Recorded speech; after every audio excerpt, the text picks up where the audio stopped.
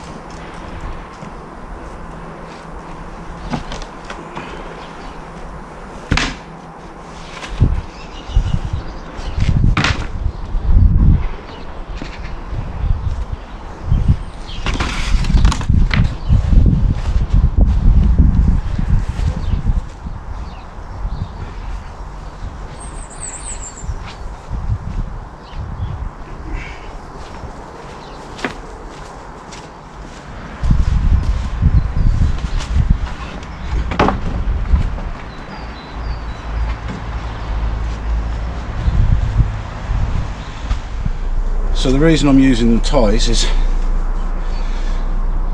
it's quick and easy, obviously, but also when I want to cut empty the bins, I can cut these ties, put them in the recycling, and it's an easy way of getting into the compost bin.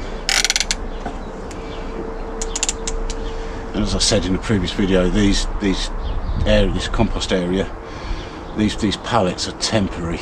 It's not going to stay like this. It's just while we get other parts of the garden and the house done. This is somewhere we can make our compost, and then at some point in the future, hopefully next year, this area I will build a proper structure here with proper compost bays that will be permanent. But for now, this is going to have to do.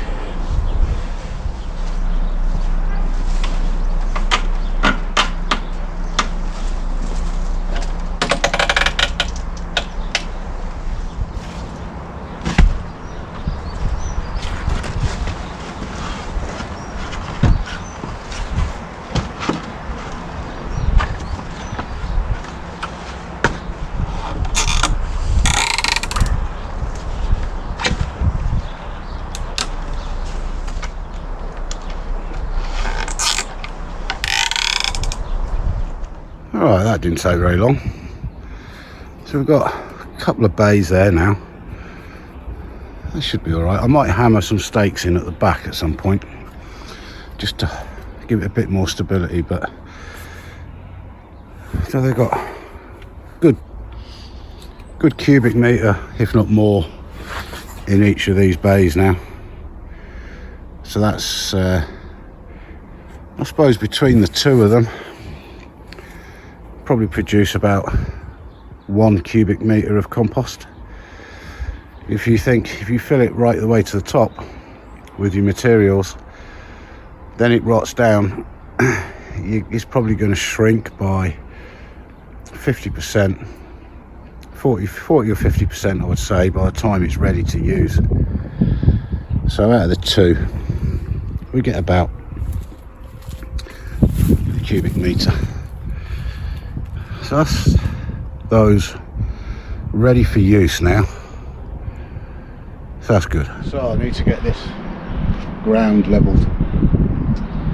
So the first job is to take out the stakes and guy ropes that we put in to square up the polytunnel and make it level and plumb. And then the soil at this end is higher than it needs to be. So that needs moving down to the other end, roughly levelling out, give it a rake, and then look at where I'm going to put the path in the middle. What I don't want to do though is cover the nuts and bolts that go through the frame with soil, not yet anyway. I want to give them a paint with some of this red primer, but it's wet today, so obviously that's not something I can do today, but I can certainly break the back of the digging today and get it roughly right, then give them the paint, let them dry, and then just rake the soil back.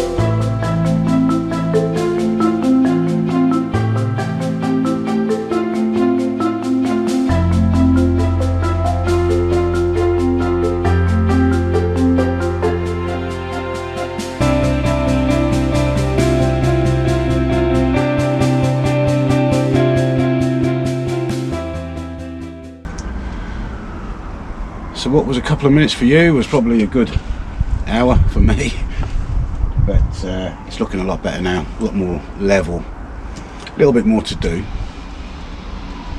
I think what I'm going to do now is mark out where the opening is going to be, both ends for the path and the door, and I'm going to dig the holes for the posts with the door frame, because I don't want to do that when I've got crops growing in those two beds. So you can do that now and spread the soil out, and then when I've got a bit more money and I can get the wood for the posts, I can put those in, concrete those in, attach them to the frame, make the door frames, and it won't interfere with the crops that are growing in there.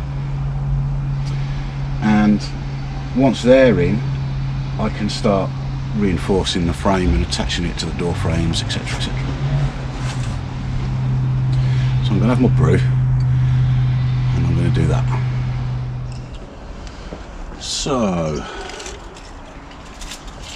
the width of this piece of wood is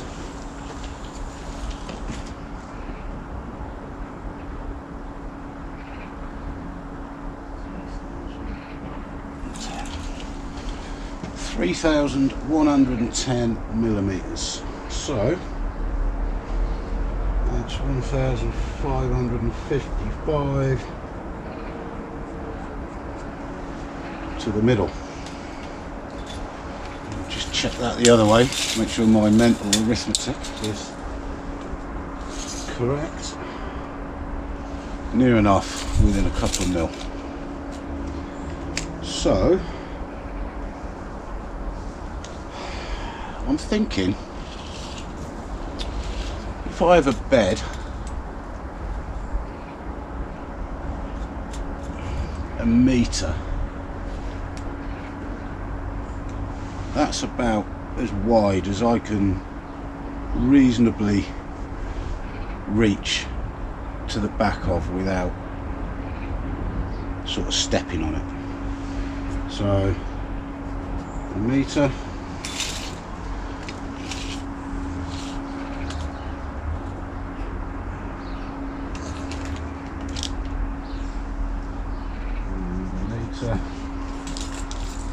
so that'll give me a door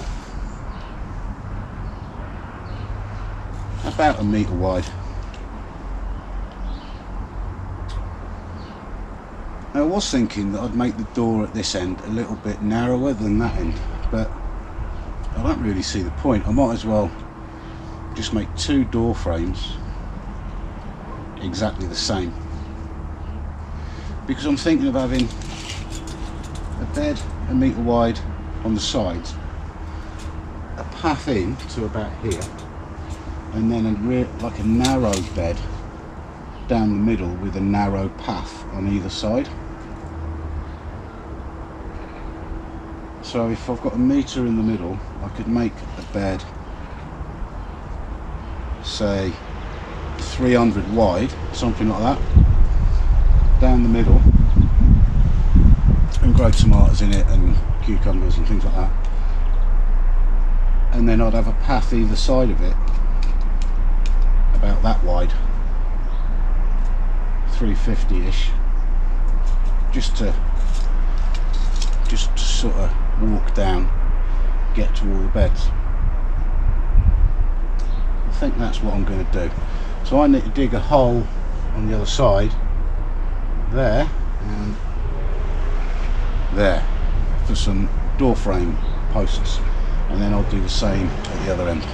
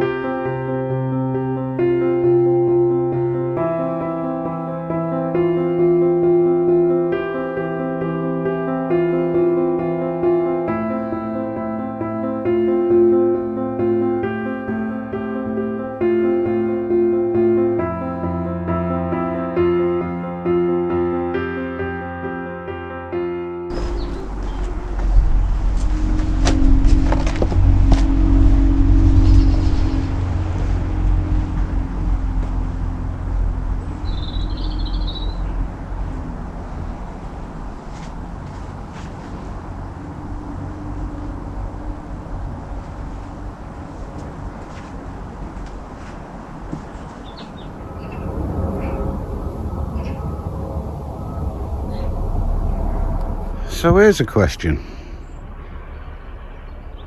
At this side of the polytunnel, when I want to put a bed down there, I want to leave enough room between the wall and the bed, obviously for a wheelbarrow and whatever you're in.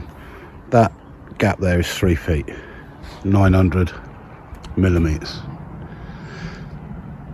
And I'm thinking, I've got a load of these pallet collars. So rather than having a bed, a solid bed all the way down there, because it's quite wide, at this end it's about 3.5, nearly, well, it's no, actually it's nearly 5 foot this end, and it's 4 foot at that end. So there's a foot run out, and I'm thinking that's quite wide to lean over from the path. And I don't want to make the path wider and lose growing space. I want to. So should I put pallet collars down there with little path in between, thin paths, or shall I just make it one bed? What do you think? Let me know in the comments. So there we go. Holes dug for the posts, levelled off roughly. I've covered the holes with some wood because we do have a hedgehog around here, and last year when I dug all the holes for the fence, I came out one morning and the hedgehog was at the bottom of the hole. It was perfectly fine, and I lifted it out and let it run off into the bushes. Obviously I don't want to be trapping any hedgehogs. I want to keep the hedgehog in the garden to eat the slugs and what have you. So I think that wraps it up for today. A bit more done. I'm going to wait to spread that compost I was talking about on the beds until I've painted the nuts and bolts. So thanks very much for watching. I hope you've enjoyed the video. If you have, please give it a thumbs up, and if you haven't subscribed already, please do, and I'll catch you on the next one. Cheers.